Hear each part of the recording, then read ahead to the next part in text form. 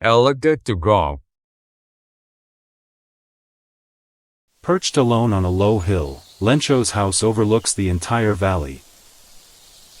From the hill where Lencho's house stood, a peaceful river flowed through the valley behind his fields, the fields of ripe corn blossoming with promise.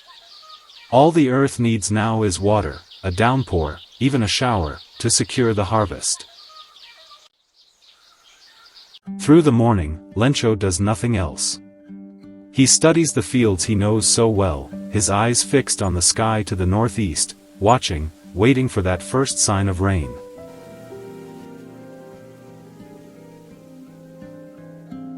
Now we are really going to get some water, woman. Yes, God willing. The elder boys were busy working in the fields, while the younger children were playing near the house. Come for dinner! Here you go. As the family was having their meal, just as Lencho had predicted, the first drops of rain began to fall.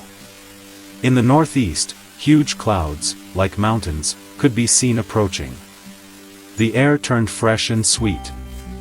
Lencho went outside, not for any work, but simply to enjoy the feeling of the rain on his body. When he returned, he exclaimed, These are not raindrops falling from the sky. They are new coins. Big drops are 10-cent pieces and little ones are 5s. But suddenly, a strong wind began to blow, and along with the rain, large hailstones started to fall. They looked like new silver coins.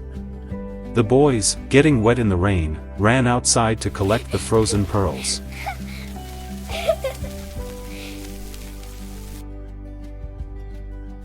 It is getting bad now. I hope it will pass quickly. The hail did not stop quickly. For an entire hour, it continued to pour down on the house, the garden, the hills, and the cornfield, spreading across the entire valley. Soon, everything was covered in white, as though a layer of salt had been spread over it. Lencho felt a deep sadness within him. When the hail finally stopped, he stood silently in the middle of the field and spoke to his sons. A plague of locusts would have left more than this. The hail left nothing. This year we will have no crops. All our work for nothing. There is no one who can help us. We will all go hungry this year.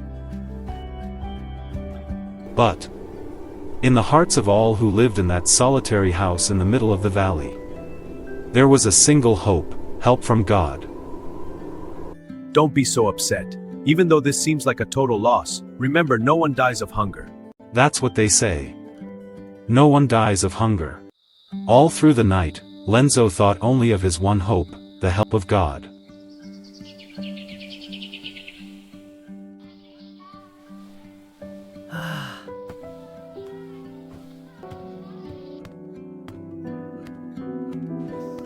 Lencho was an ox of a man, working like an animal in the fields, but still he knew how to write.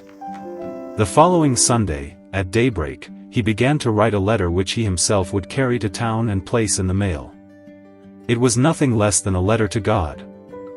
God, he wrote, if you don't help me, my family and I will go hungry this year. I need 100 pesos to sow my field again and to live until the crops grow. Because the hailstorm. He didn't completed the sentence because he believed that the God could see the nature. He wrote, to God, on the envelope, slipped the letter inside, and, still filled with worry, set off for the town. At the post office, he carefully stamped the letter and dropped it into the mailbox.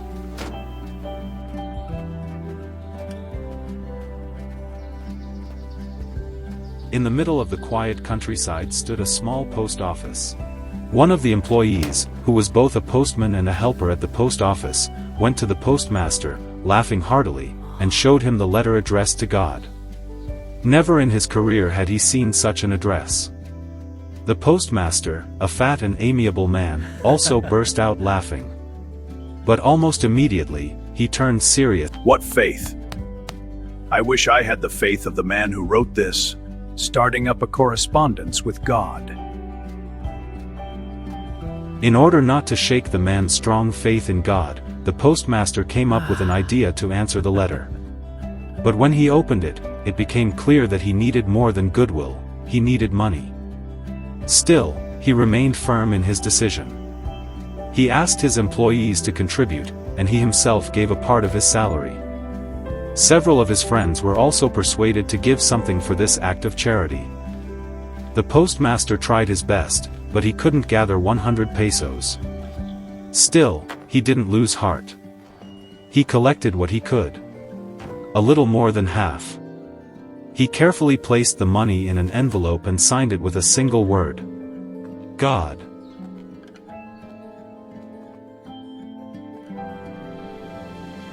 The following Sunday, Lencho arrived at the post office a little earlier than usual, eager to know if there was a letter for him. This time, it was the postman himself who handed him the envelope. Lencho showed not the slightest surprise on seeing the money, such was his confidence. But when he counted it, he became angry. God could not have made a mistake, nor could he have denied Lencho what he had requested. Immediately, Lencho went up to the window and asked for paper and ink.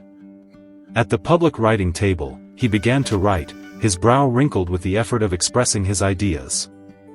The moment the letter fell into the mailbox,